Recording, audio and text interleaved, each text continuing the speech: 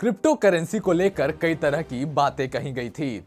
इस डिजिटल मुद्रा को बहुत से लोगों ने अंतर्राष्ट्रीय लेन देन के लिए डॉलर का विकल्प मान लिया था। यह माना जा रहा था कि क्रिप्टो करेंसी वैश्विक मुद्रा व्यवस्था में डॉलर का विकल्प बनेगी, किंतु अब दिन प्रतिदिन क्रिप्टो करेंसी की हवा टाइट होती जा रही है। इस प्लेटफॉर्म पर होने वाले फ्रॉड इसके पतन की पटकथा लिख रहे हैं। स्थिति तो ऐसी हो गई है कि लोग इसमें निवेश करने से भी कतरा रहे हैं और अब सरकार ने अपनी डिजिटल करेंसी के लॉन्च के साथ ही क्रिप्टो करेंसी को लेकर ऐसा फैसला लिया है जिसने भारतीय निवेशकों की नींद उड़ा दी है। नमस्कार, आप देख रहे हैं टीएफआई और मैं शाश्वत सिंह आपको बताऊंगा कि आखिर क्या है पूरा मामला। क्रिप्टो करेंसी को लेकर सामने आ रही चुनौतियां और उससे होने वाले फ्रॉड के बाद भी क्रिप्टो की ओर लोगों के झुकाव को देखते हुए भारत सरकार ने अपनी डिजिटल करेंसी लॉन्च करने का फैसला लिया है और साथ ही क्रिप्टो करेंसी को लेकर स्थिति स्पष्ट करते हुए यह संकेत दे दिया है कि निजी क्रिप्टो करेंसी भारत में कभी भी वैध नहीं होगी। क्रिप्टो करेंसी जब से मार्केट में आया है, इसने लोगों का ध्यान आकर्षित किया है। दुनिया बिटकॉइन जैसे कई क्रिप्टो करेंसी को स्वीकार करने के लिए उत्साहित दिखाई दे रही है। हालांकि मीडिया केवल क्रिप्टो करेंसी में अपना अव्वल स्थान बना चुके बिटकॉइन के सकारात्मक पक्ष को दिखाने में व्यस्त है, जबकि इसका एक नकारात्मक पक्ष भी है। जब आप पैसे को ट्रैक नहीं कर सकते तो लोग अवैध लेन देन के लिए इसका फायदा उठाना शुरू कर देते हैं। क्रिप्टो करेंसी में भी कुछ ऐसा ही हो रहा है। क्रिप्टो करेंसी को लेकर सामने आ रही चुनौतियों और उससे होने वाले फ्रॉड के बाद भी क्रिप्टो की ओर लोगों के झुकाव को देखते हुए भारत सरकार ने अपनी डिजिटल करेंसी लॉन्च करने का फैसला किया है और साथ ही क्रिप्टो करेंसी को लेकर स्थिति भी स्पष्ट की है। डिजिटल रुपया या central bank digital currency digital अर्थव्यवस्था को एक बड़ा बढ़ावा देगा और भारत इस तरह से आधिकारिक तौर पर अपनी मुद्रा लॉन्च करने वाला पहला बड़ा देश होगा। वित्त मंत्री निर्मला सीतारमण के अनुसार डिजिटल मुद्रा देश को एक अधिक कुशल और सस्ती मुद्रा प्रबंधन प्रणाली की ओर ले जाएगी। इसलिए भारत वास्तव में डिजिटल मुद्रा को अपनाने की ओर अग्रसर है। वित्त मंत्री निर्मला सीतारमण ने मंगलवार को डिजिटल संपत्ति के हस्तांतरण से किसी भी आय पर 30% कर की घोषणा भी की है। उन्होंने कहा, वर्चुअल डिजिटल संपत्ति से होने वाली किसी भी आय पर 30% कर लगता है।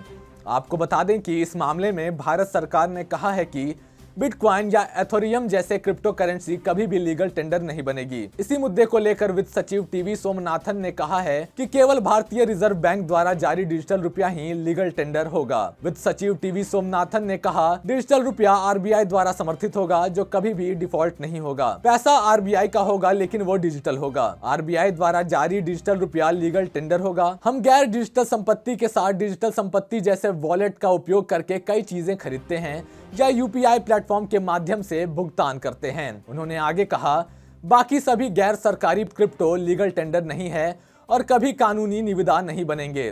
भारत में बिटकॉइन की कीमत 30.84 लाख रुपए जबकि एथेरियम की कीमत 2.23 लाख रुपए है। वित्त सचिव ने आगे कहा कि क्रिप्टो संपत्ति ऐसी संपत्ति है जिसका मूल्य दो लोगों के बीच निर्धारित किया जाता है। आप सोना, हीरा और क्रिप्टो संपत्ति खरीद सकते हैं लेकिन उस मूल्य को सरकार द्वारा अधिकृत नहीं किया जाएगा। उन्होंने कहा, निजी क्रिप्टो में निवेश करने वाले लोगों को यह समझना चाहिए कि इसके पास सरकार का प्राधिकरण नहीं है।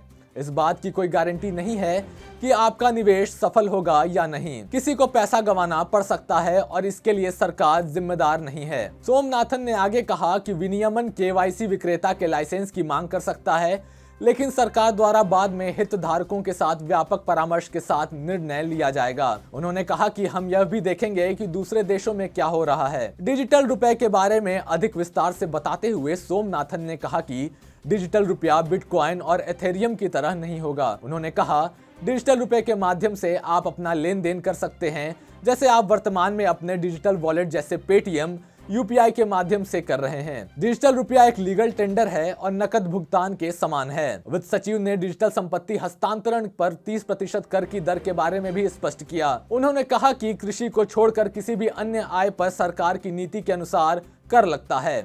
उन्होंने कहा, वर्तमान में हमारे पास क्रिप्टो करेंसी पर स्पष्टता नहीं है, चाहे वह व्यावसायिक आय हो, पूंजीगत लाभ हो या एक सट्टा आय हो। कुछ लोग अपने क्रिप्टो संपत्ति घोषित करते हैं, कुछ नहीं करते हैं। अब 1 अप्रैल 2022 से प्रति माह 30 की एक समान दर डिजिटल संपत्ति के हस्तांतरण पर 100% कर लागू होगा। आपको बता दें कि अगले वित्त वर्ष में आरबीआई समर्थित डिजिटल मुद्रा का प्रचलन शुरू हो जाएगा। बजट में एक वर्ष में 10,000 रुपए से अधिक की वर्चुअल मुद्राओं के भुगतान और प्राप्तकर्ताओं के हाथों ऐसे उपहारों के टैक्सेशन पर 1% टीडीएस का भी प्रस्ताव है। विशिष्ट व्यक्तियों के लिए टीडीएस की सीमा 50,000 रुपए प्रति वर्ष होगी, जिसमें ऐसे व्यक्ति एचयूएफ शामिल हैं जिन्हें आईटी अधिनियम के तहत अपने खातों का ऑडिट कराना आवश्यक है। 1% टीडीएस से संबंधित प्रावधान 1 जुलाई 2022 से लागू होंगे, जबकि लाभ पर 1 अप्रैल से प्रभावी कर लगाया जाएगा। ऐसी संपत्तियों में लेन देन से आय की गणना करते समय किसी भी व्यय या भत्ते के संबंध में कोई कटौती की अनुमति नहीं दी जाएगी। साथ ही वर्चुअल डिजिटल परिसंपत्तियों के हस्तांतरण से होने वाले नुकसान को किसी अन्य आय के खिलाफ सेट ऑफ करने की अनुमति भी नहीं दी जाएगी। गौरतलब है कि भारत समेत दुनिया भर में क्रिप्टो का प्रचलन बढ़ता जा रहा है। एक रिपोर्ट में बताया गया कि देश में क्रिप्टो करेंसी में निवेश करने वालों की संख्या करीब 10.7 करोड़ हो चुकी है और 2030 तक क्रिप्टो करेंसी में भारतीयों द्वारा निवेश बढ़कर 24.1 करोड़ डॉलर तक पहुंच सकता है।